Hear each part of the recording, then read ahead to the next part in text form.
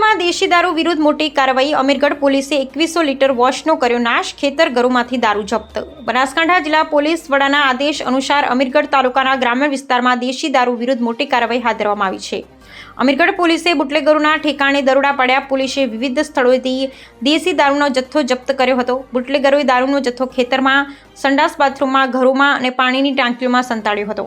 પોલીસે આ તમામ સ્થળોએથી દારૂ શોધી કાઢ્યો હતો। વિશેષમાં દારૂ બનાવવા માટેનો 2100 લીટર વોશ પણ જપ્ત કરી નાશ કરવામાં આવ્યો હતો। આ કાર્યવાહી અમીરગઢના પોલીસ ઇન્સ્પેક્ટર અને તેમની ટીમ દ્વારા હાથ ધરવામાં આવી હતી। પોલીસની આ કડક કાર્યવાહીથી વિસ્તારના બુટલેગરોમાં ફફડાટ ફેલાયો છે। આ કાર્યવાહી દરમિયાન પોલીસે દેશી દારૂના અવૈધ ધંધા સામે કડક પગલાં લીધા છે અને આવી કાર્યવાહી આગામી સમયમાં પણ ચાલુ રહેશે તેવી ચેતવણી આપી છે।